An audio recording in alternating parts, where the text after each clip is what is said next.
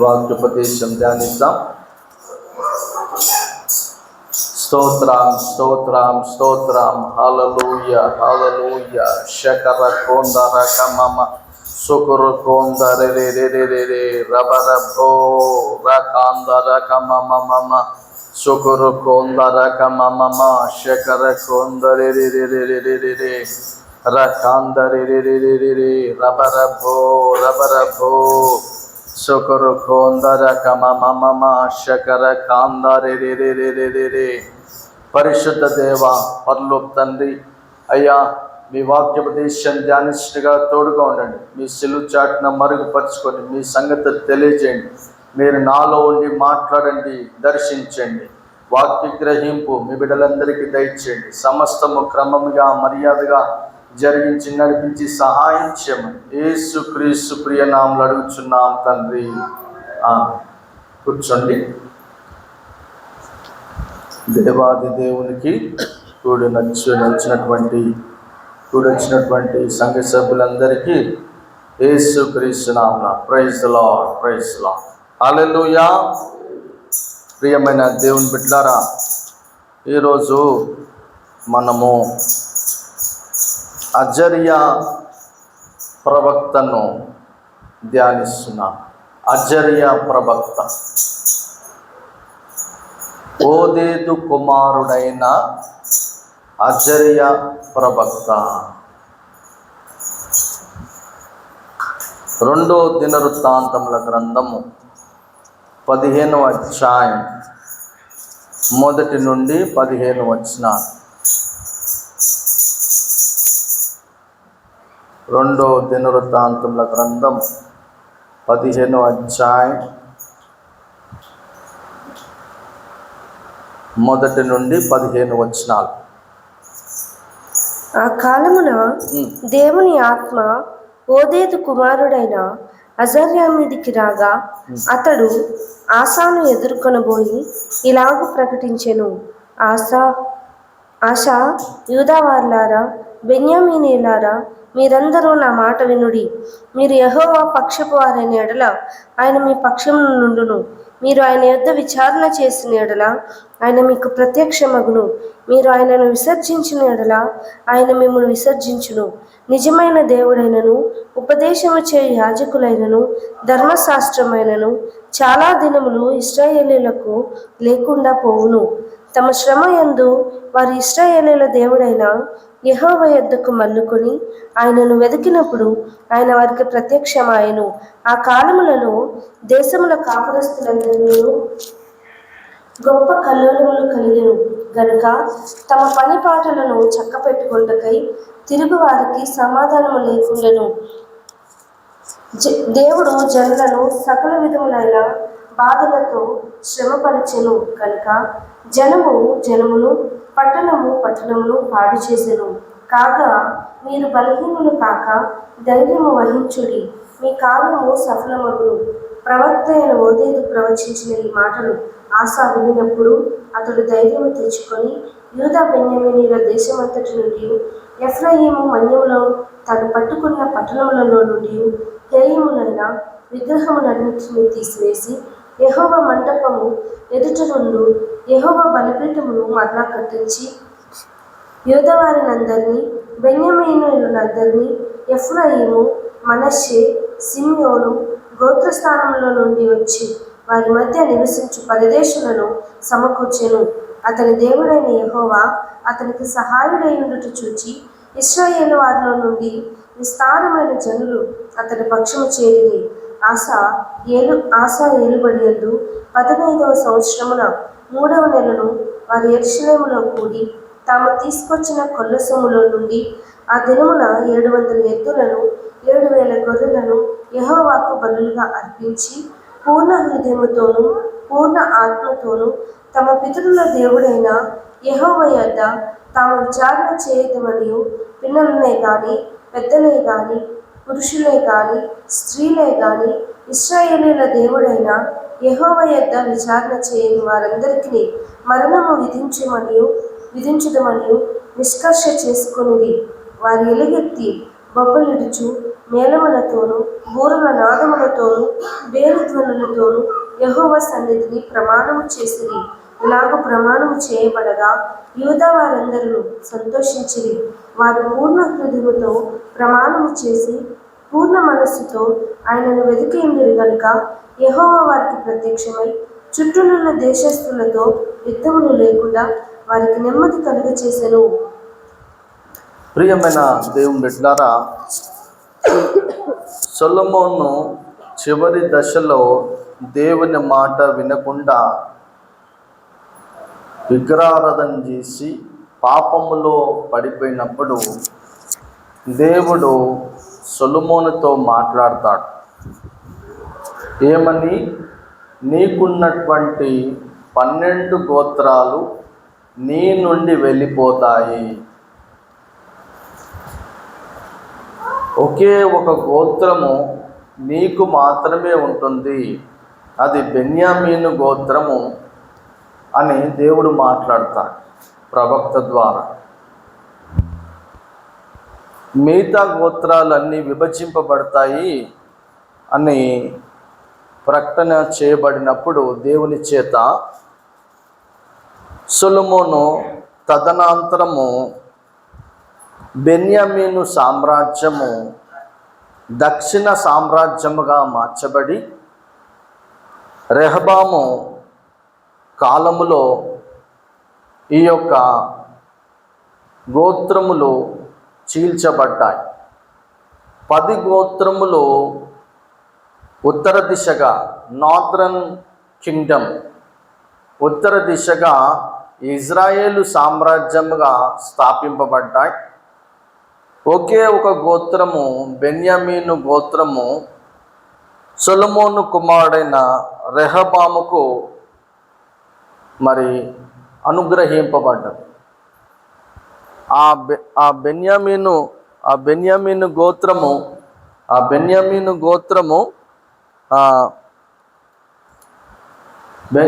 గోత్రానికి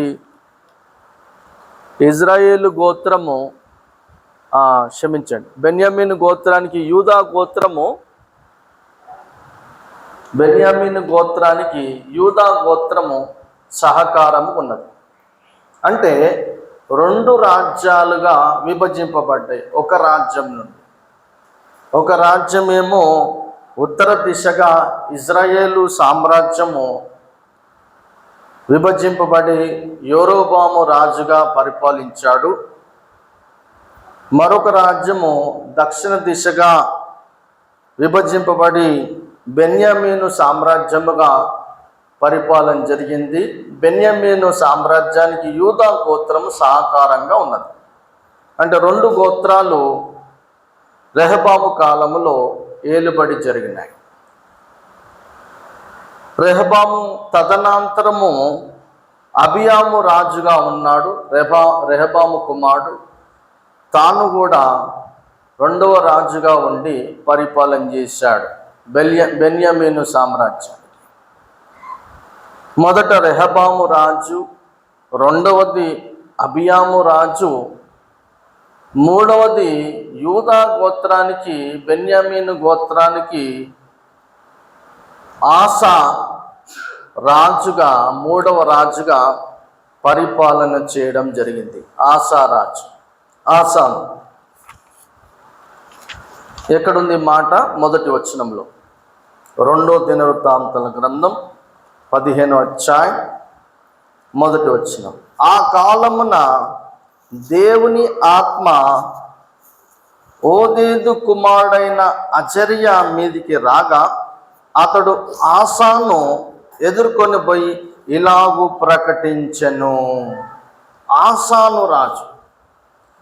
ప్రియమైన దేవుని బిడ్డలారా, మనము గత నెలల నుంచి ప్రవక్తల ప్రస్తావనే మనము వివరించుకుంటున్నాము. కారణం ఏంటిదంటే, పరిశుద్ధాత్మ దేవుడు నాకు బయలుపరిచింది ఏంటంటే, పరిశుద్ధ గ్రంథంలో ఉన్న ప్రవక్తలందరి యొక్క ప్రస్తావన సంఘానికి తెలియజేయని నాకు దేవుడు బయలుపరిచాడు. అందుకే నేను ఒకరి తర్వాత ఒక ప్రవక్త తర్వాత మరొక ప్రవక్త యొక్క ప్రస్తావన నేను సంఘములో పంచుకుంటున్నా. ఇక్కడ ఆసాను రాజుగా ఉన్నప్పుడు మరి ఓదేదు కుమారుడైన అజర్యా ప్రవక్తగా ఉన్నాడు. అజర్యా దేనికి ప్రవక్తగా ఉన్నాడు? బెన్యామీను సామ్రాజ్యానికి, అనగా బెన్యామీను గోత్రానికి, యూదా గోత్రానికి, అంటే దక్షిణ సామ్రాజ్యానికి మాత్రమే ప్రవక్తగా ఉన్నాడు. ప్రియమైన దేవుని బిడ్డలారా, మొదటి రాజు రెహబాము పరిపాలన సరిగ్గా లేదు. తన తనయుడు కుమారుడు అబియాము రాజు పరిపాలన కూడా సరిలేదు. ఇక మూడవ రాజు ఆసాను యొక్క పరిపాలన మొదలైనప్పుడు దేవుడు అజర్యా ప్రవక్తను ఎన్నుకున్నాడు. హల్లెలూయా, ఎన్నుకున్నాడు. ఏమని ఎన్నుకున్నాడు? ప్రవక్త ఎలా ప్రవచిస్తున్నాడు? 2వ వచనం, ఆసా, యూదా వార్లారా, బెన్యామీనీయులారా, మీరందరూ నా మాట వినుడి. మీరు యెహోవా పక్షపు వారైన ఎడల ఆయన మీ పక్షమున నుండును. మీరు ఆయన యొద్ద విచారణ చేసిన ఎడల ఆయన మీ పక్షమగును. మీరు ఆయనను విసర్జించిన ఎడల ఆయన మిమ్మును విసర్జించును. కాబట్టి ప్రియమైన దేవుని బిడ్డలారా, ఇక్కడ మీరు దేవుని వైపు ఉంటే దేవుడు మీతో ఉంటాడు. మీరు దేవుణ్ణి విసర్జిస్తే దేవుడు మిమ్మల్ని విసర్జిస్తాడు.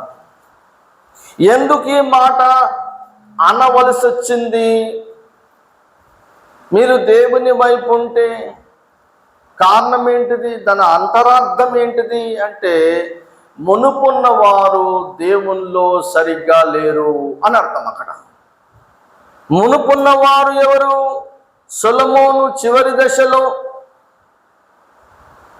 అదే రీతిగా సొలొమోను కుమారుడు మొదటి రాజు రెహబాము యొక్క పరిపాలన, విగ్రహారాధన, అసభ్యకరమైనటువంటి బలులు చేత దేవునికి బొత్తిగా దూరం అయిపోయారు. తర్వాత రెహబాము రాజు తర్వాత 2వ రాజు తన కుమారుడు అబియాము రాజు కూడా సరి అయిన పరిపాలన లేదు, దేవునికి దూరంగా ఉన్నారు, చెడిపోయిన పరిపాలన చేశారు, వాక్యానుసారంగా లేదు, ఓ భక్తి లేదు, భయం లేదు, అన్ని అన్యాచారాల చేత నింపబడ్డారు. ఈ 3వ రాజు ఆసాను,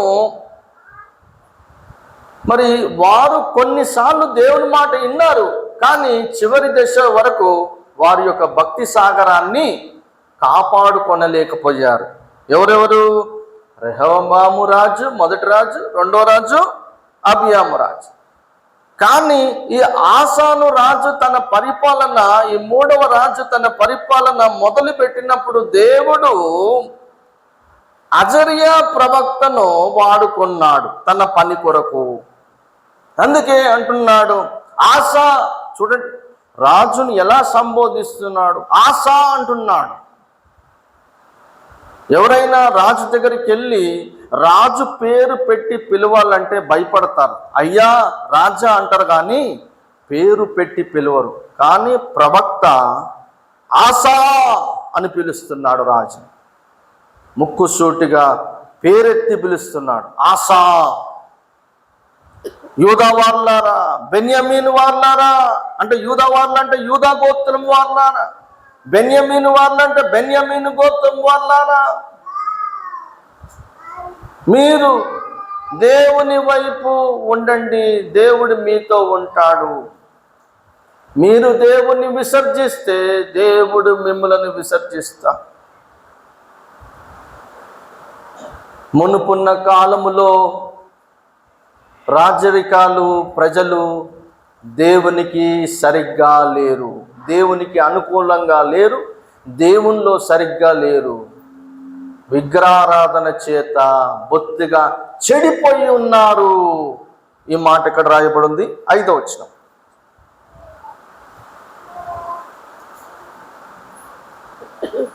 ఆ కాలములో ఆ కాలములలో ఇది కాదు, మూడో వచనం చదువు. నిజమైన నిజమైన దేవుడనైనను ఉపదేశము చేయు యాజకులైనను ధర్మశాస్త్రములైన చాలా దినములు ఇజ్రాయేలుకు లేకుండా పోవును. చూడండి, సరి అయిన యాజకులు లేరు. అక్రమమైనటువంటి మనసుకు నచ్చిన యాజకులను ఏర్పరచుకున్నారు అప్పటి రాజులు. యాజకులు అంటే లేవీయులు కాని వాళ్ళను యాజకులుగా ఏర్పరచుకున్నారు. బలిపీఠం అపవిత్రం అయిపోయింది కాబట్టి మరి మునుపటి కాలములో దైవభక్తి లేదు, దేవుని భయం అసలే లేదు అని రాజుకు తెలియజేస్తున్నాడు. ఆసాను రాజుకు. ఎవరు? అజర్యా ప్రవక్త. అయితే మరి ఆసాను రాజు యొక్క స్పందన ఏంటిది? ఏ నిర్ణయం తీసుకున్నాడు చూడండి. 8వ వచనం. ఏం నిర్ణయం తీసుకున్నాడో చూడండి. ప్రవక్త అయిన ఓదేదు ప్రవచించిన ఈ మాటలు ఆసా విన్నప్పుడు అతడు ధైర్యం తెచ్చుకొని యూదా బెన్యామీల దేశమంతటి నుండి ఎఫ్రాయిము మాన్యములో తాను పట్టుకొనిన పట్టణములలో నుండి హేయములైన విగ్రహములన్నిటినీ తీసివేసి యెహోవా మంటపము ఎదుట నుండు యెహోవా బలిపీఠమును మరలా కట్టించి ఏం చేసిండు? ఆ పాత విగ్రహాలు, అసభ్యకరమైనటువంటి విగ్రహాలన్నిటినీ తీసివేసేసాడు. తీసివేసి ఏం చేశాడు? దేవుని కొరకు నూతన బలిపీఠము కట్టాడు. నూతన ప్రార్థన ధూపము మొదలైంది యాజకుల చేత. హల్లెలూయా. చూడు, రాజు తీసుకున్న నిర్ణయము. మరి యూదా గోత్రము, బెన్యామీను గోత్రము కూడా సంతోషించారు. వారు దేవుని వైపు తిరిగారు. మన పితరులు సరి అయిన భక్తిలో లేరు, దేవుల్లో సరిగా లేరు, దేవుని భయము లేరు, బొత్తిగా చెడిపోయి ఉన్నారు, వాక్యం మర్చిపోయి ఉన్నారు. మరి అజర్యా ప్రవక్త ద్వారా మనము దేవుని వైపు తిరగాలని ఆదేశం వచ్చిందని విన్న వెంటనే ఆసాను రాజు, యూదా గోత్రము, బెన్యామీను గోత్రము అందరూ సంతోషించి దేవుని వైపు మళ్ళీ దేవుని స్తుతించి ఆరాధించడం మొదలుపెట్టారు. హల్లెలూయా. చూడండి 12వ వచనము. పూర్ణ హృదయముతోనూ పూర్ణాత్మతోనూ తమ పితరుల దేవుడైన యెహోవా యొద్ద తాము విచారణ చేయుదుమనియు. 13వ వచనం. పిన్నలే గాని, పెద్దలే గాని, పురుషులే గాని, స్త్రీలే గాని ఇశ్రాయేలీయుల దేవుడైన యెహోవా యొద్ద విచారణ చేయని అక్కడ ఉంచుడు. విచారణ చేయని వారందరికీ మరణం విధించుమనియు నిష్కరణ చేసుకొనిరి. చూడండి, ఏమని తీర్మానం చేసుకున్నారు? పిల్లలైనా పెద్దలైనా ప్రతి ఒక్కరు దేవుణ్ణి ఆరాధించాలి, ప్రతి ఒక్కరు దేవుణ్ణి కొనియాడాలి. ఎవరైతే ఆరాధించరో, ఎవరైతే దేవుని యొక్క క్రమములో ఉండరో వారికి మరణ శిక్ష విధింపబడుతుందనే ఆదేశం మొదలైంది. చూడండి, అందరూ దేవుని ఆరాధించాలి, అందరూ వాక్యానుసారంగా జీవించాలి. ఎవరైతే దేవుని ఆరాధించరో వారికి మరణ శిక్ష విధింపబడుతుందని ఆదేశం మొదలైంది. అలాంటి తీర్మానం చేసుకున్నా. మరి వారి యొక్క ప్రార్థన ఎలా ఉన్నది చూడండి. వారి యొక్క ప్రార్థన 14వ వచనం. వారు ఎలుగెత్తి బొబ్బిల్చు మేళములతోను బూరనాదములతోను వేరు ధ్వనులతోను యెహోవా సన్నిధిని ప్రమాణము చేసిరి. ఏడ్చి ప్రార్థన చేశారు. వారి యొక్క పాపమును ఒప్పుకున్నారు. వారి యొక్క పితరులు చేసిన విగ్రహారాధనను బొత్తిగా దేవునికి దూరమైన వారందరూ పశ్చాత్తాప్తులై దేవుని దగ్గర మొరపెట్టారు. యూదా గోత్రం వారు, బెన్యామీను గోత్రం వారు ఎలుగెట్టి ఏడ్చాడు. వారితో పాటు రాజు, ఆసాను రాజు కూడా దేవునికి మొరపెట్టాడు. మొరపెట్టిన తర్వాత ఏం జరిగింది? 15వ వచనం. ఇలాగూ ప్రమాణం చేయబడగా యూదా వారందరూ సంతోషించిరి. వారు పూర్ణ హృదయముతో ప్రమాణము చేసి పూర్ణ మనస్సుతో ఆయనను వెదికి ఉండిరి గనుక యెహోవా వారికి ప్రత్యక్షమై చుట్టూనున్న దేశస్థులతో యుద్ధము లేకుండా వారికి నెమ్మది కలగజేసెను.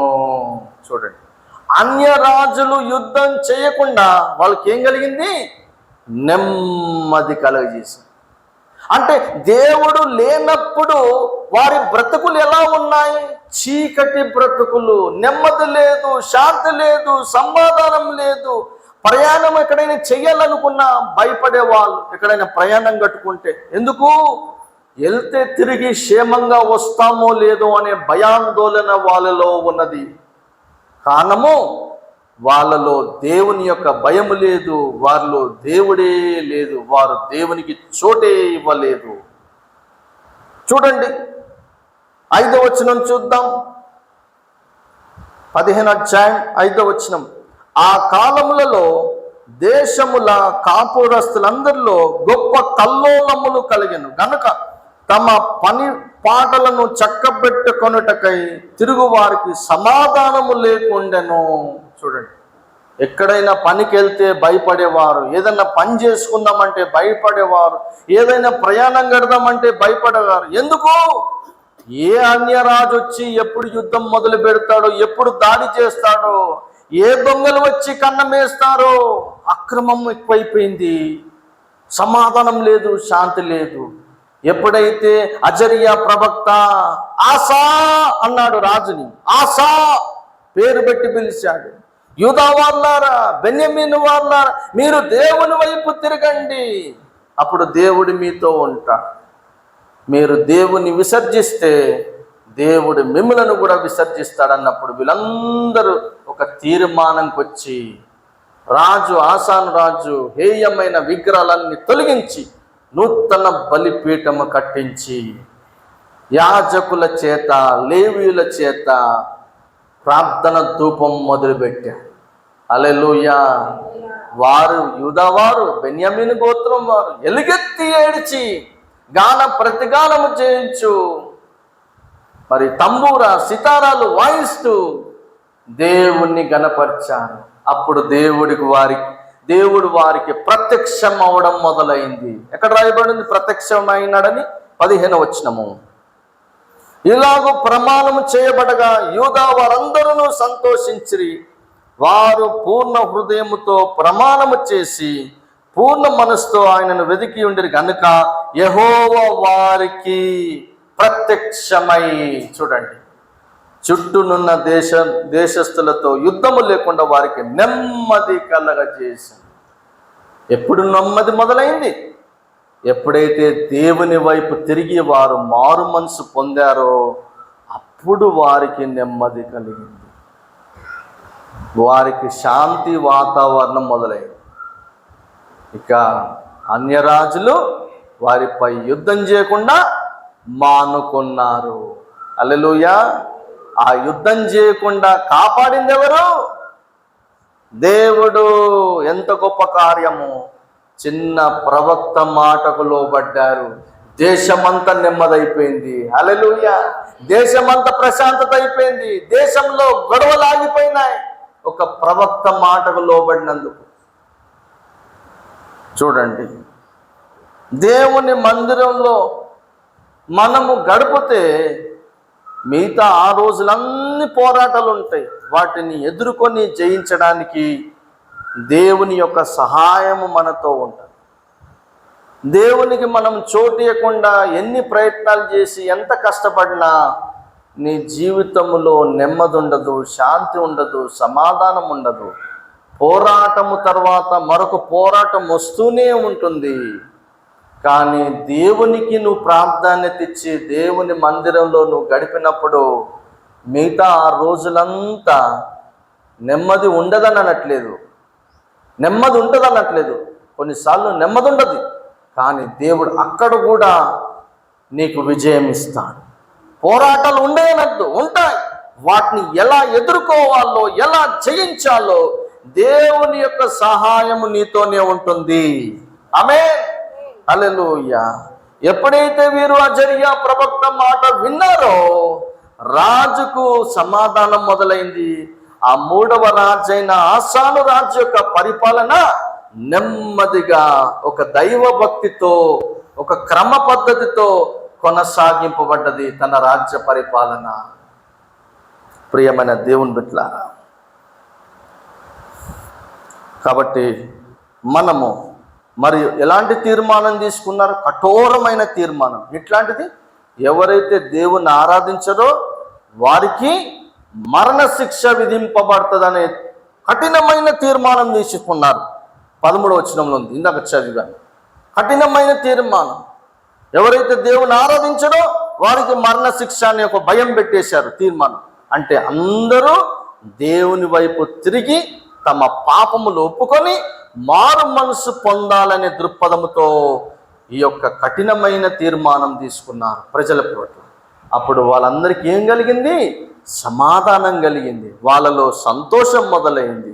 అదే రీతిగా రాజులు యుద్ధాలు చేయాలనుకున్న వారు యుద్ధాలు మానుకున్నారు, యుద్ధాలు చేయకుండా. అంటే వారి జీవితాలలో ప్రశాంతమైన వాతావరణాన్ని అనుభవించడము మొదలుపెట్టారు. కాబట్టి ప్రియమైన దేవుని బిడ్డలారా, మనము అశాంతవర్ణమైనటువంటి వాతావరణంలో ఉన్నాం. మరి దేవుని కాపుదల మన మీద, మన ఇంటి వారందరి మీద ఉండాలంటే మనము దేవుని వైపే ఉండాలి. ఒక సహోదరికి 4 స్నేహితులు ఉన్నారు. ఇతడొక్కడే దేవుని నమ్ముకున్నాడు. తన 4 స్నేహితులకు చెప్పాడు, దేవుని నమ్ముకొండ్రా, యేసే నిజమైన దేవుడు. అంటే ఆ 4 స్నేహితులు ఏమన్నారు తెలుసా? మేము సస్తే సస్తాము కానీ నీ యేసు ప్రభుని మాత్రం నమ్మమన్నారు. అయితే ఏం చేశాడు ఈయన?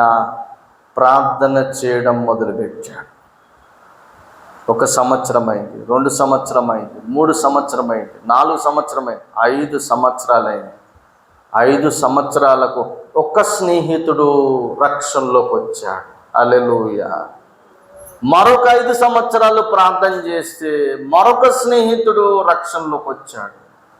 మరొక 5 సంవత్సరాలు ప్రార్థన చేస్తే మరొక స్నేహితుడు రక్షణలోకి వచ్చాడు. మరొక 5 సంవత్సరాలు ప్రార్థన చేస్తే ఇక 4వ స్నేహితుడు రక్షణలోకి వచ్చాడు. అంటే 4 స్నేహితులు రక్షింపబడడానికి ఎన్ని సంవత్సరాలు పట్టింది? 20 సంవత్సరాలు. ఆ 4 రక్షింపబడిన తర్వాత మరుసటి సంవత్సరం ప్రభునందు నిద్రించి చనిపోయాడు.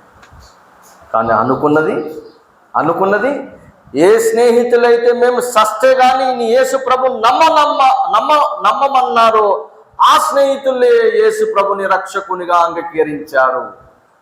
అలా మన ఇంట్లో సమస్యలు ఎక్కువగా ఉంటాయి, కొన్ని మొండి సమస్యలు ఉంటాయి. మన ఇంట్లో అందరూ రక్షణలో రావడానికి ఇష్టపడరు.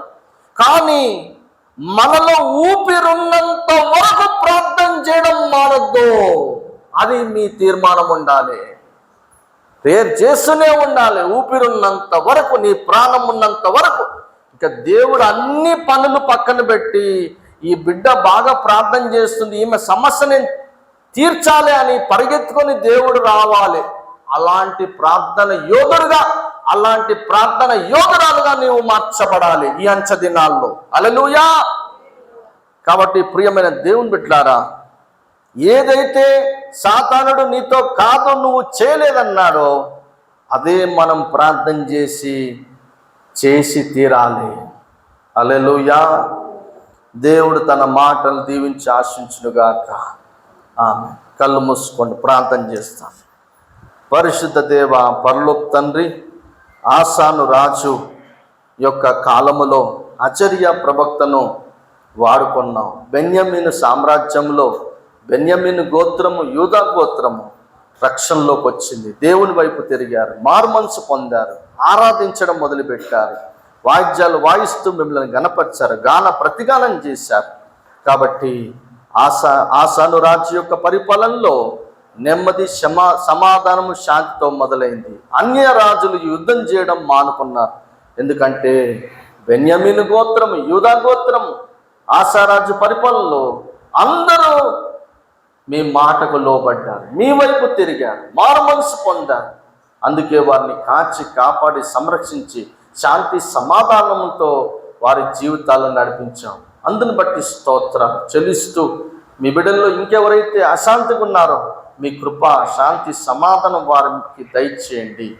వారి సమస్యలన్నీ తీర్చిదిద్ది సహాయం చేయమని యేసుక్రీస్తు ప్రియనామములో అడుగుచున్నాం తండ్రి. ఆమేన్.